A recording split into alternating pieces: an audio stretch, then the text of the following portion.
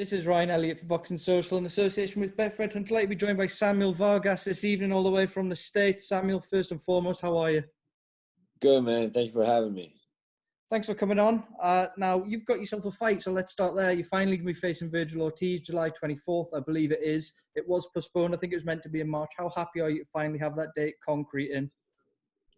I'm happy I'm fighting, man, with what's going on in the world. I mean, I'm very blessed to have a fight, and a big fight. And so, I'm really excited for this one. I had a fight scheduled with him in March. It got postponed because of the COVID situation. But I'm excited for this, man, so can't wait to get in there. Now, you've actually got yourself a bit of a bubble to train in down there at the Bones Adams gym. I understand a lot of guys have been able to get down at the gym still. What's it been like preparing for such a big fight, though, during a pandemic? Have you still been managing to get plenty of sparring? Yeah, I mean, training camp is going good, man. I have no complaints. I have plenty of sparring here, and everything is going great, man.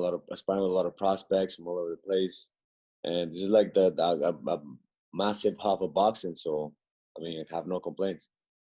What kind of guys have you been sparring? I know Keith Hunter's down at the same gym around the same weight. He's an exciting up-and-coming fighter. What kind of guys have you been preparing with?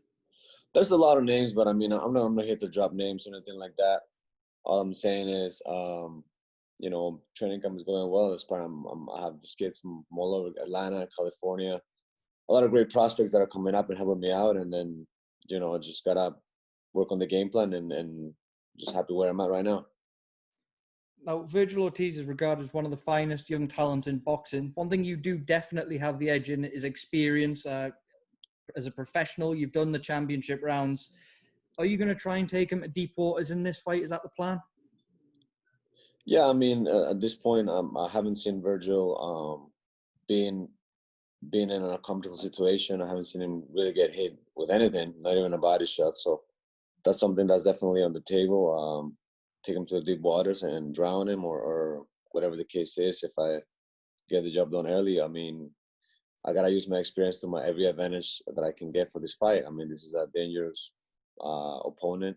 He's young, he's strong, and he knows how to utilize his power, and I got to be cautious. So I got to use my experience to my best of my ability that night. Vergil's already talked about wanting to face the likes of Terence Crawford at 147, but if you gate crashed a party, if you upset the apple cart and stun him, what does a win do for you at this stage of your career over a top prospect? I mean, it's such a far thing to even put in my head right now with everything that's going on in the world. But for me, this fight, I take it as the biggest fight in my life, really. So I just want to get the job done, get the win. And from there, I'll be the world's on my doorsteps, really. Well, we've got a little bit of time today, Sammy, because I've never spoken to you on this channel. I thought we'd take it back and talk a bit more about your boxing background, if that's okay. You've had an incredible decade as a professional, but I just wanted to get back to how you actually started fighting in the first place. What first took you down to the boxing gym? I mean, I don't know if maybe people know I started boxing at 16, 17. I started boxing in Toronto, Canada. Had 10 amateur fights, and then trainer at the time said, you should turn pro. You have the style for the pros. I didn't see myself as an amateur and just kept going and going. Never turned back, and then just the game of boxing. Just you learn as you go. I didn't have the style, neither the right timing for the amateur system, to be honest. So I just decided to go with the pros, and then win by win, I started accomplishing things and believing in my ability and just kept going. It sounds like that was quite a quick turnaround from even just getting in the gym and only having the 10 fights and then turning professional. How quickly from when you started boxing, you started going down at the gym, did you know that this was going to be what you did with your life? It was boxing. Well, I mean, just when you're so young, you think, oh, I can't wait until I'm 20 and I'm gonna be a millionaire. You know what I'm saying?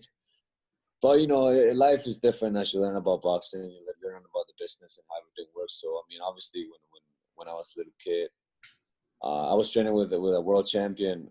Had him in the gym, Steve Molitor, two-time world champion. So I knew it was attainable. I knew the success was there. I knew the it was possible to become a world champion by seeing him and training side by side with him, or just mentoring him, like just following him. So I knew that it was possible, but everyone's journey is different. So when you're young, you have these high expectations. Yeah, I'm gonna be. By the time they have this many fights, I'm gonna be rich and whatnot, and fame, and your mind just takes you there. Just wonder, right? But yeah, I mean, just it's been great, man. I have no complaints. I have no complaints whatsoever with the sport of boxing. I mean, lots of ups and downs, a lot of pain, a lot of amazing feelings, a lot of rewarding feelings. But I mean, makes you who you are, really. When you look back at your journey today, you've spent, like I say, around about a decade in the sport of boxing. What are you most proud of during that time? Is it the traveling you've done, the fact you fought a who's who of fighters? What are you most proud of your career so far? I mean, the thing I'm proud of, the thing that I've just, I mean, I've got to every single person's backyard and fought them there. I went to Amir Khan's, I went to Louis Collard, I went to Madison Square Garden in New York City, fought in big arenas. I've also had the chances to go and be a part of great training camps. So, I mean, I feel like it all adds up and piles up great memories and life and in boxing, and also makes you a better fighter. Now, I'm sure you've picked up, Sammy, from my accent by now that we are based in the UK. A lot of our audience watching this will know you from coming over here and fighting Amir Khan. I just want to go back and reflect on that. How do you look back on that time you spent in England and that whole fight week and the fight as well? I'll be honest, it's like a bittersweet. I came so close to winning twice in that fight, and it was like surreal, man. It just kept coming back to mind, like, man, maybe if I did it 3 seconds earlier, or it just your mind just keeps going. But after all, the whole experience was insane. Just being there, feeling the crowd, feeling the boos, by the end of the fight, everyone is cheering my name, feeling the love from the people. There's a lot of great boxing fans out there, man. There's a lot of great boxing fans out there, and it was a great event. It was a great event, and I mean, I have no complaints, man. Obviously, it's a bittersweet for me. I came short to accomplishing the main victory, but I think it was great for my experience. So that's how I have to take it now. It's just experience. Well, Sammy, is it something that's on your mind to maybe do again during your career before you hang up your gloves to come and fight over here again? It sounds like you enjoyed your time over here. Man, I go, man. I go whenever. I go wherever the opportunities are. I mean, I don't really. That's just that person I am. If it makes sense, if the fight makes sense, I'll go wherever I need to go. I mean, that's just how I am. Well, yeah, I love the UK, man, for sure. Great fans out there. In beautiful country too. You have garnered that reputation as the guy who will fight any man, any place, any time, willing to go to people's backyards. Where do you think that attitude stems from? You've learned on the job as a professional, but why is it that you've always been happy to face anybody at any time? I mean, this is boxing, man. You got to be in it to win it. You got to be willing to take the risk, and just have to. I guess life experiences made me fearless, made me just, I guess, be the person I am in the ring in a way. Just look straight forward, tunnel vision, and just see myself there. Try to block out all the negativity and fans and media. It's just, they're always going to be there regardless. So, I mean, it's okay. Now, you are going to be fighting Vergil behind closed doors, I believe. A lot of fighters have just sort of came out in this time and said, I'll wait till it blows over. You've been happy to take this opportunity behind closed doors. Probably a throwback to the early professional days, fighting in front of less people. Is it something you've thought about? Does it bother you in any way at all? No, it's hard to say right now at the moment. I just take it as they go right now, to be honest.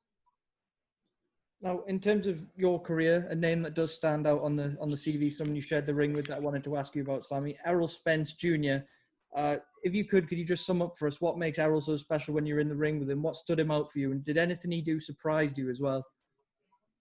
With Spence? Yeah.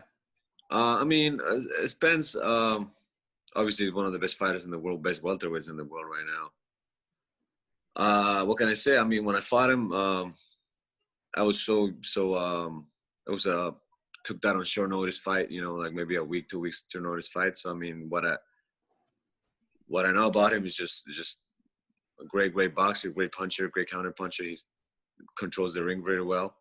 I don't really have an assessment on how I did or how he did against me. I mean, I just, you know how it is. I'm like, life puts you in situations where, you know, they give you an opportunity and financially it makes sense. And I took it. I mean, was it smart at that moment, at that time? Yes, financially it was, but I mean, it wasn't a really smart fight to take at the moment. But like I said, it's just a learning experience. And what can I say? He's a hell of a fighter, man. He's a great counter puncher, good boxer. He controls the ring, controls his range. Yeah, I mean, what can I say?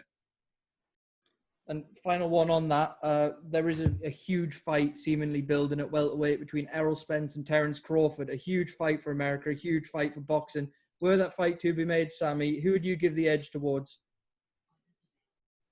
It's hard to say. It's hard to say at this moment because, I mean, Terence Crawford is a hell of a fighter. He's a hell of a boxer. He's immaculate in the ring. But after seeing what Spence went through in that accident, I want to, you know, hopefully he's back to 100%. And I think he should get. I mean, it'll be hard to pick a winner on that fight. To be honest, I don't. It's almost, that's why it's such a desirable fight to be made and to be seen, because everyone needs to know what's going to happen.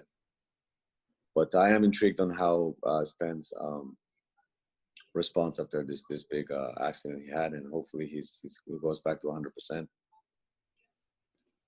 Now, Sammy, you've had a long professional career. You're coming up to 40 fights. You've got another huge fight ahead of you as well. What more is it that you want to get out of boxing? And are you still enjoying it now as much as you did when you first turned over?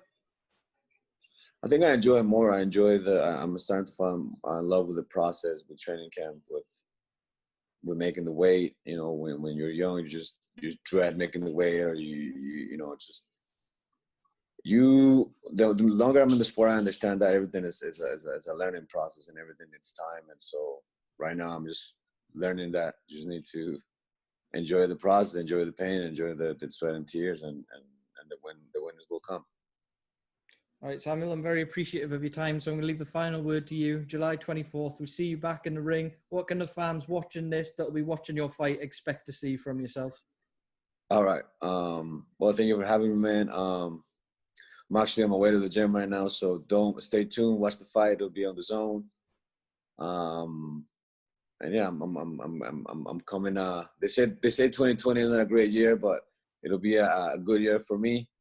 I have a feeling a year of good surprises and good news for me. So I'm really looking forward to this fight. Don't miss it, and see you guys soon. Samuel, thank you so much for your time. I'm going to let you go down to the gym now. Best of luck with the fight. I'm sure we'll catch you soon, okay? All right, thank you, man. Cheers.